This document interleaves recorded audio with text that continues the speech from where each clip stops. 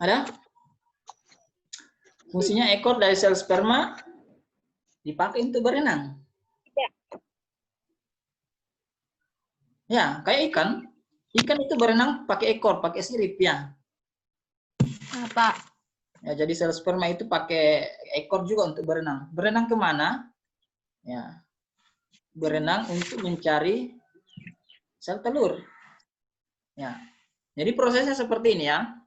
Sebenarnya ini nanti dipelajari di proses yang ketiga, yaitu pembuahan atau fertilisasi ya.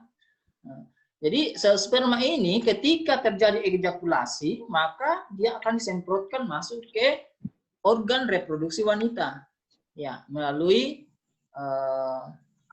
vagina. Ketika masuk, maka ini tidak langsung sampai di tuba fallopian, tapi dia akan berenang-renang, ya. Dia akan berlomba-lomba berenang menuju ke tuba fallopian. Jadi sekian ribu sel sperma ini akan berlomba-lomba menuju ke tuba fallopian. Dan ingat, hanya ada satu yang berhasil mendapatkan sel telur. Ya.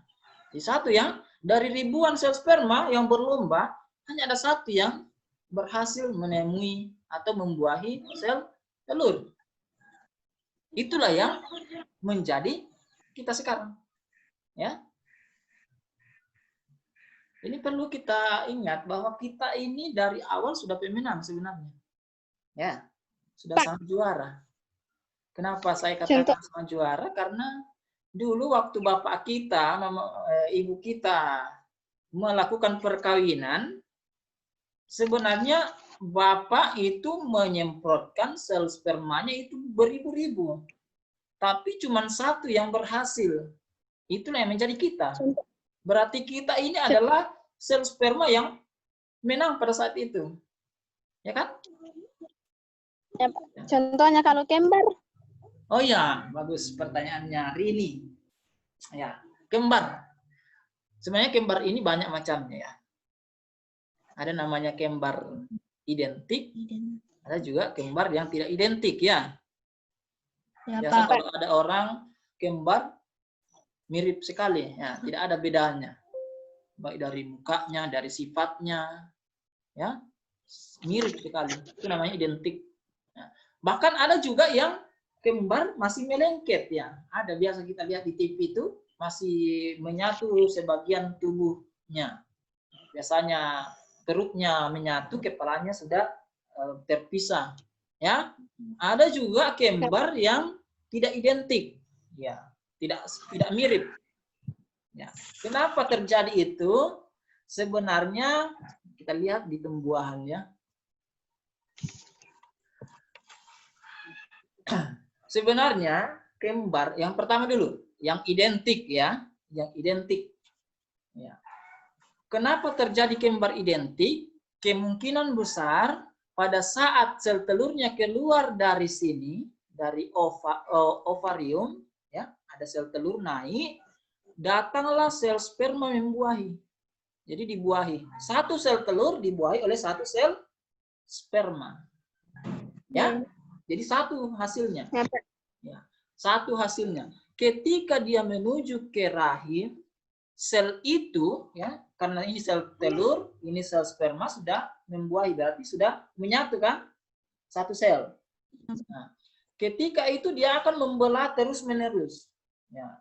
Selnya membelah terus-menerus, tetapi ketika melakukan pembelahan, dia membelah secara sempurna. Jadi sel yang satu dengan sel yang kedua itu terlepas, ya, ya terlepas, ya. Menghasilkan dua individu. Ya. Jadi ini satu sigot, satunya lagi sigot. Jadi ada dua sigot di dalam. Itu kalau kembar identik.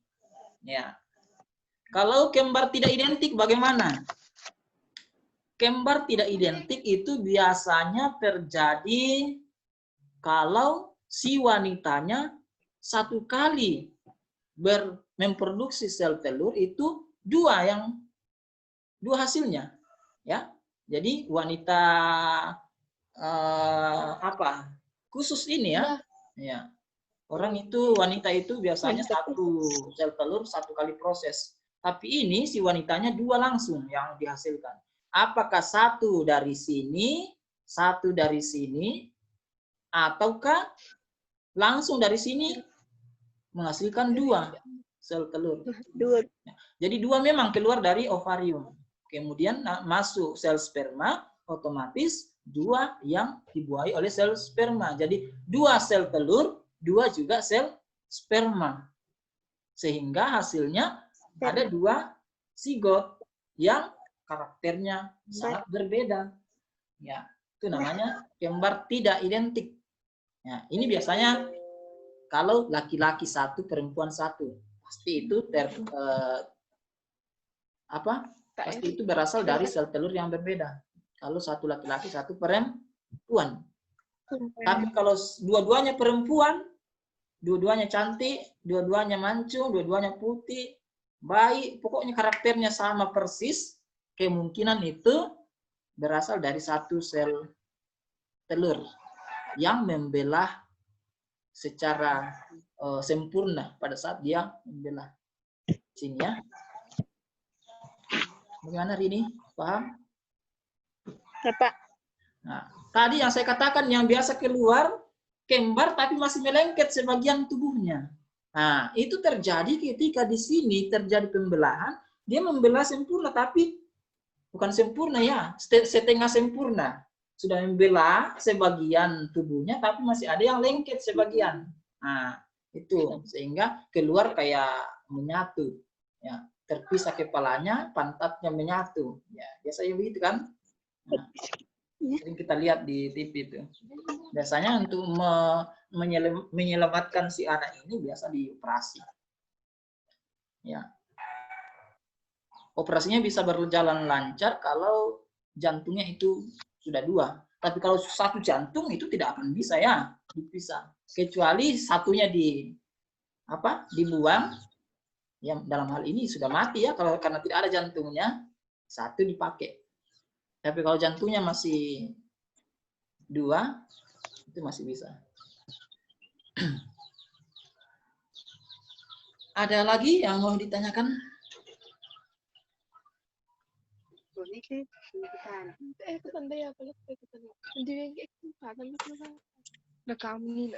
Tidak apa-apa minum ya.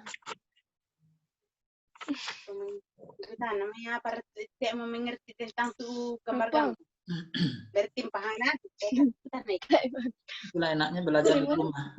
Bisa belajar sambil ngemil, bisa belajar sambil bisa kayak Arini, bisa kayak Aiskiela, baju sekolah di atasnya, celana rumah di bawahnya ya. Ya, tidak apa-apa. Ya. Apa? Enggak. Ada lagi yang mau ditanyakan? Oh tidak ada, kita lanjut di proses yang kedua tadi ya. Tadi kita sudah pelajari spermatogenesis, sekarang kita masuk di oogenesis. Ini ada oogenesis, proses pembentukan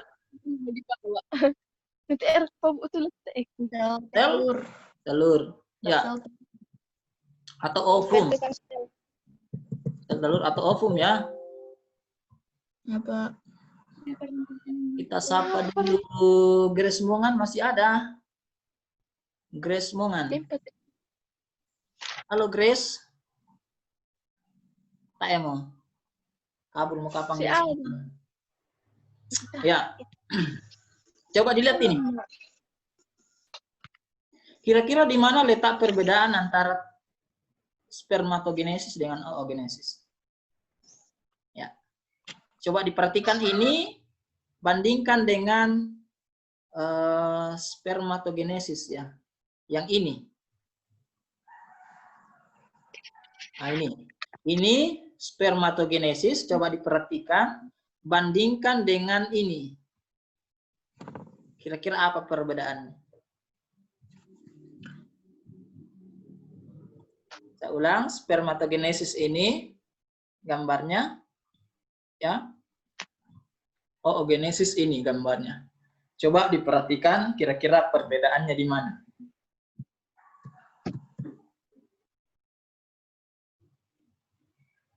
Oh, udah 16.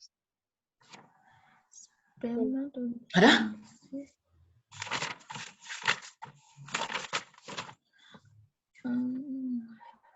Ini ya. Sampai Perbedaan yang pertama dari Nadine. adik tandai, ada TTM ku tandai. Ada Nadine. Apa perbedaan yang pertama?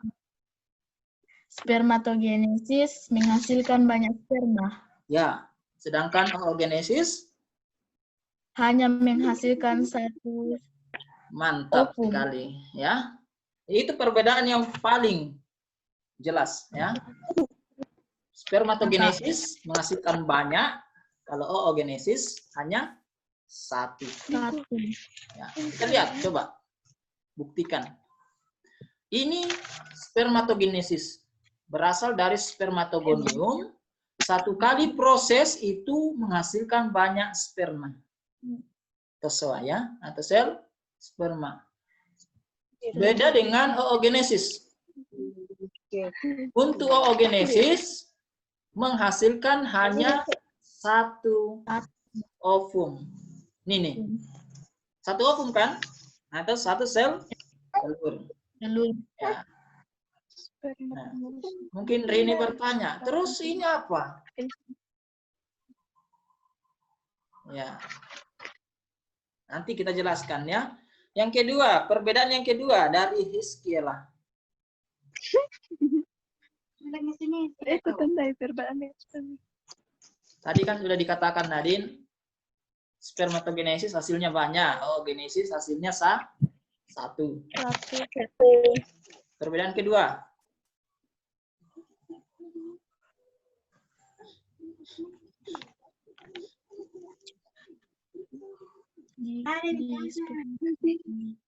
Apa perbedaannya? Rini mungkin? Atau Grace Mongan, siapa tahu masih ada? Oh, hilang, sudah kabur Grace Mongan.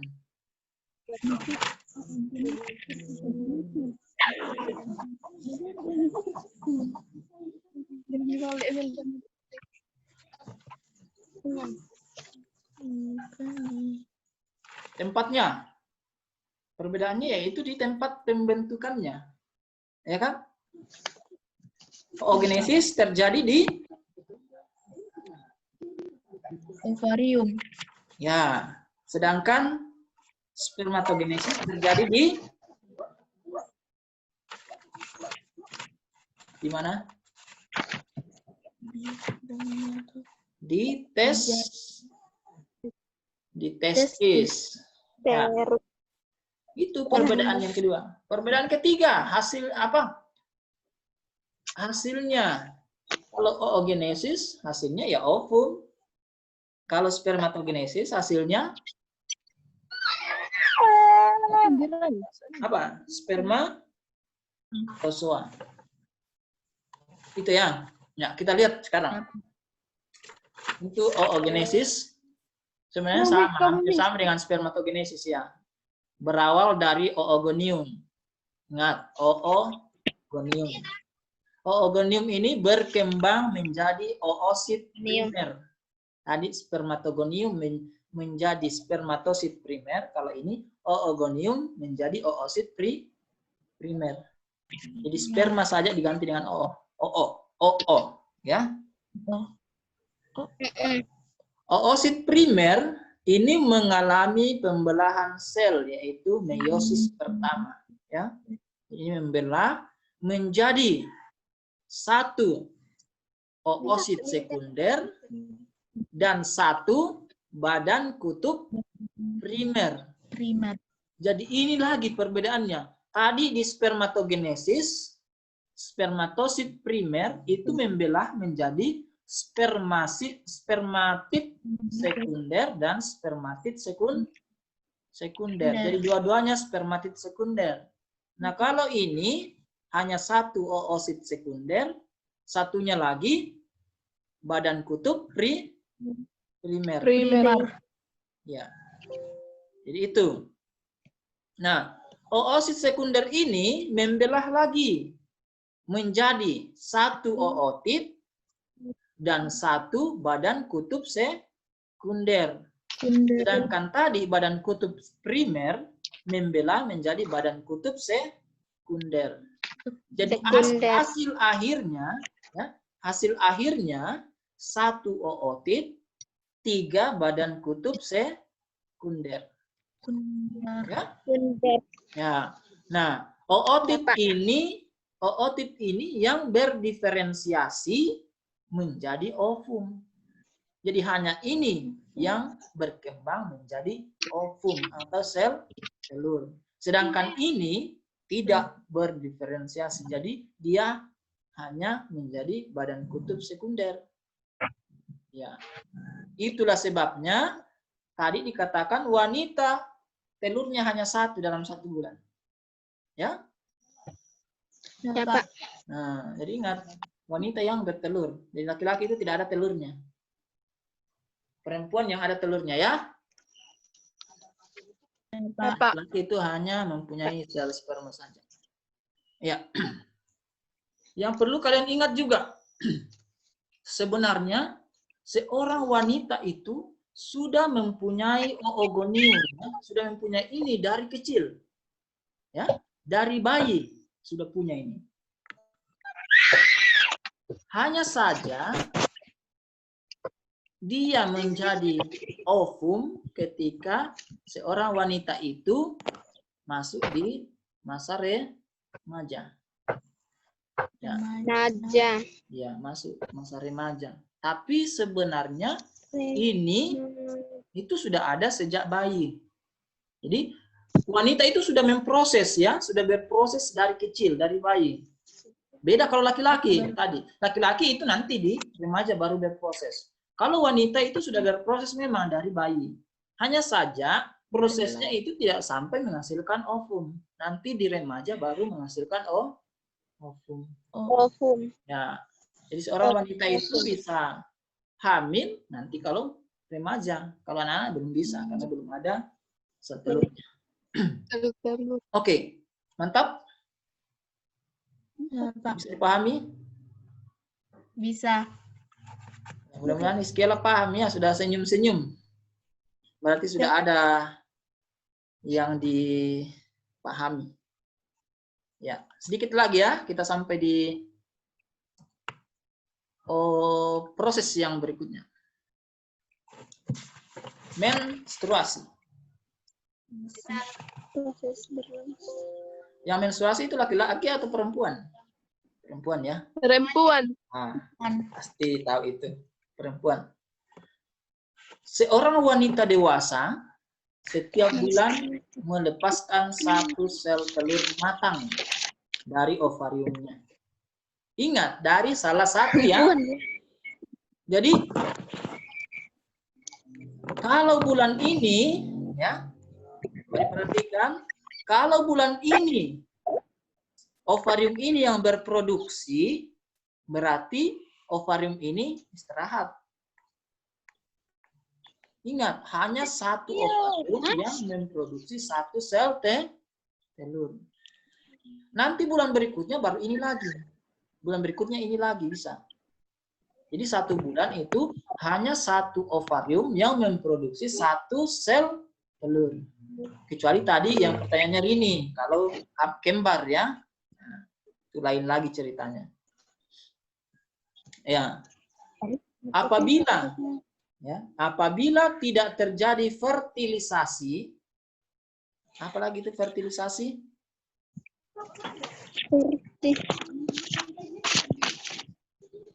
Proses peleburan inti sel sperma dengan inti sel telur sehingga membentuk zigot. Ya, betul sekali.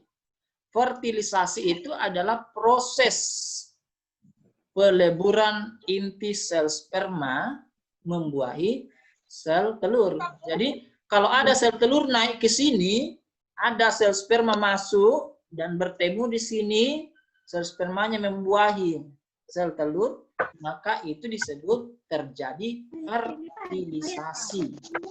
Ya. Nah, apabila tidak terjadi, berarti tidak ada sel sperma yang membuahi sel telur. maka akan terjadi pendarahan. Ya, yang disertai luruhnya sel telur dan lapisan endometrium.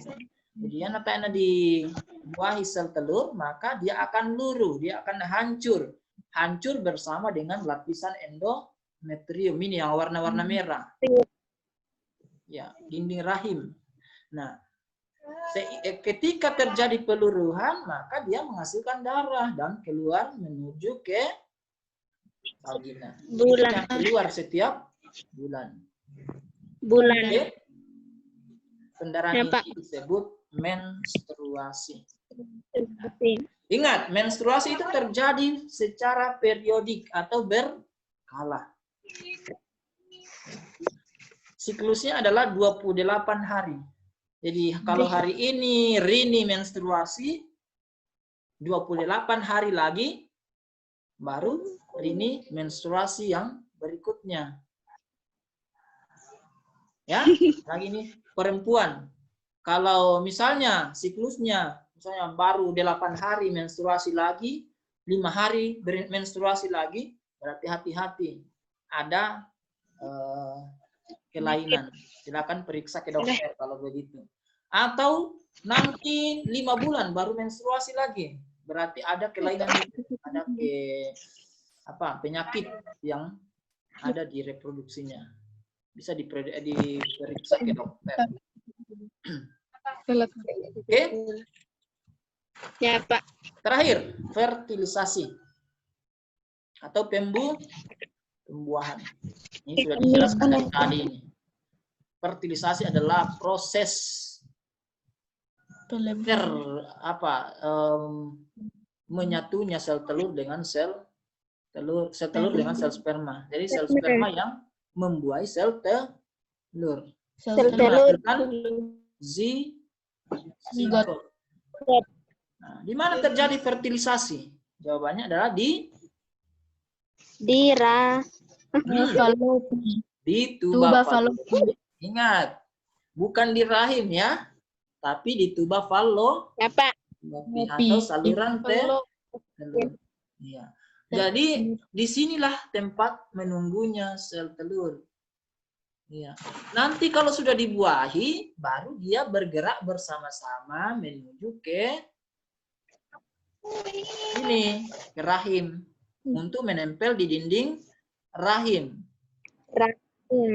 Nanti ketika menempel di dinding rahim, dia akan berkembang menjadi zigot.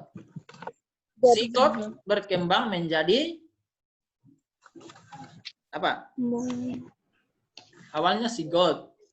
Ketika berkembang menjadi apa namanya? Ya. Jadi embrio. Embrio ya. Embrio menjadi janin. Kemudian keluar pada saat terjadi persalinan menjadi bayi. Ya. Jadi bayi itu kalau sudah di luar ya, kalau masih di rahim belum dikatakan bayi. Ya. Di modulnya saya kira ada persalinan ya. Lahiran ada, dipelajari ya, lahiran. Ya. Juga di tugas.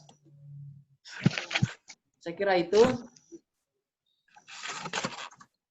proses yang berlangsung di organ reproduksi. Ya.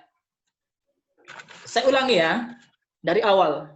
Laki-laki punya organ reproduksi. Ya, yang umum saja ya. 1, penis berfungsi untuk memasukkan sel sperma ke dalam organ reproduksi wanita. Ya, 1 penis ya.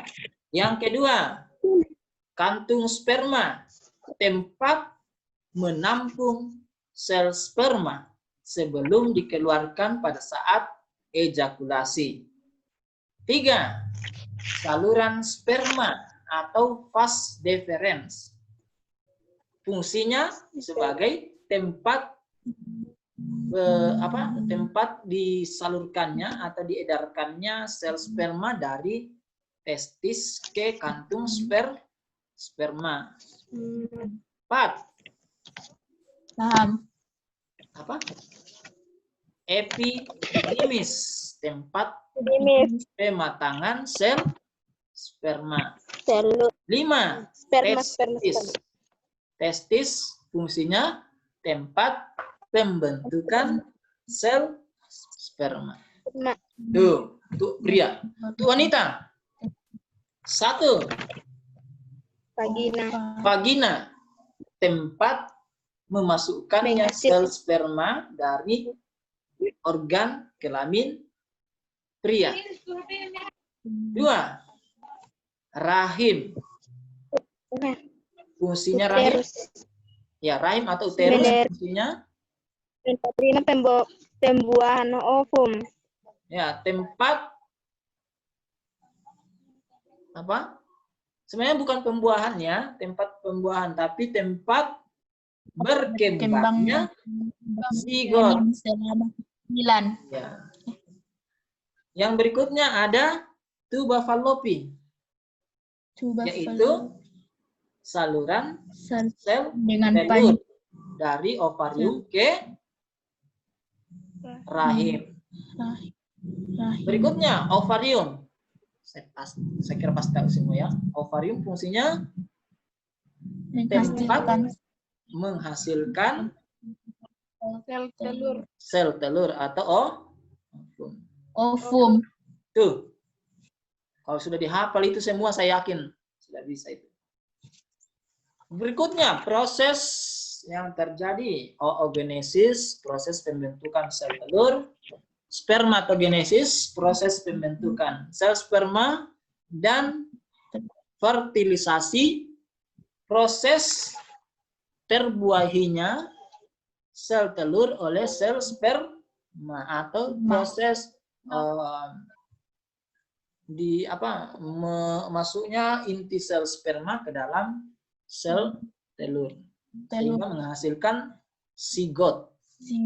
Iya. Oke, saya kira itu saja untuk hari ini.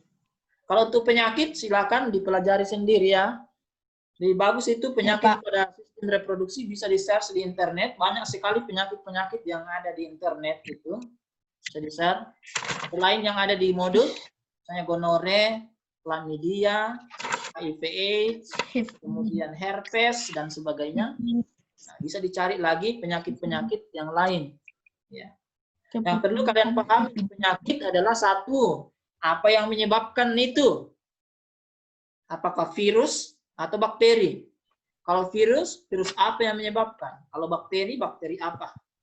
Yang kedua, apa tanda-tandanya seseorang menderita penyakit itu? Misalnya terjadi gatal-gatal, terjadi luka yang terbuka, kemudian terjadi keluarnya cairan dan sebagainya. Itu. Yang berikutnya, pahami juga bagaimana cara untuk menanggulanginya atau mengobatinya. Ya. Bagaimana apa yang kita lakukan supaya tidak mengalami penyakit itu. Nah, itu ya. Untuk clipping juga silakan dicari di internet. Caranya supaya gampang buat clippingnya, bisa buka internet, print gambarnya, tempel di kertas. Buat tulis, bisa ditulis tangan keterangannya. Ya. Ini misalnya gonore. Gonore itu yaitu keluarnya cairan seperti nanah dari sel kelamin, dari organ reproduksi. Seperti itu. Singkat saja ya, supaya keterangannya. Ada yang sudah selesai clippingnya? Sudah. Oke, mantap ya. Hari Senin dikumpul ya. Untuk hari Senin, kalau dikumpul modul 1-nya, modul 2 dikasih lagi modul 2 untuk dikerjakan di rumah. Jadi kumpul modul 1 langsung terima modul kedua ya. Itu kalau belum sekolah seperti biasanya. Tapi kalau kita dengar-dengar sudah ada berita katanya hari Senin sudah masuk kembali. Tapi itu baru berita di sosial media. Tidak tahu apakah sudah benar atau tidak. Mudah-mudahan ya sudah masuk seperti biasanya. Supaya kita tatap muka. Karena kalau begini repot jadinya. Habis paket data, ada yang kita punya handphone, tapi ada juga enaknya.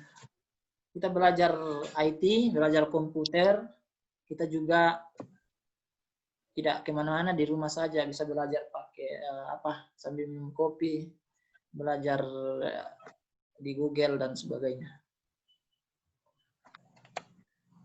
Ya, seandainya tidak ada COVID, tidak pintar juga pakai Zoom sekarang. Ya, padahal saya baru belajar kemarin pakai Zoom, dan ini baru dicoba ya, belum tahu semua apa fitur-fiturnya. Ya. Oke, untuk hari ini saya kira cukup ya. Nanti di lain waktu lagi, siapa tahu ada temannya yang mau gabung juga, silakan disampaikan ke temannya supaya install Zoom. Ya, saya kira sudah ada 3 orang yang sudah pintar, bisa diajari temannya bagaimana caranya untuk ikut di Zoom. Ya, Rini, Hiskiela, Nadine bisa share ke temannya.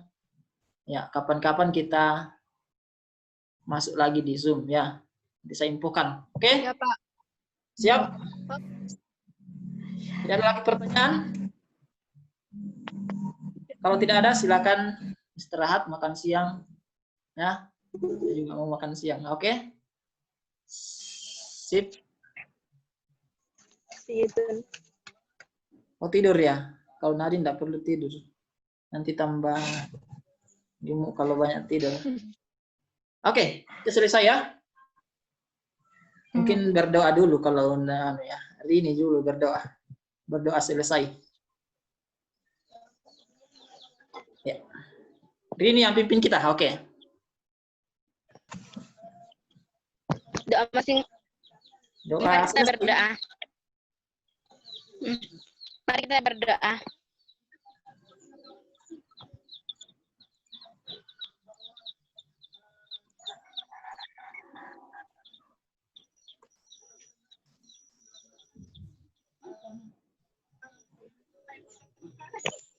Doa selesai.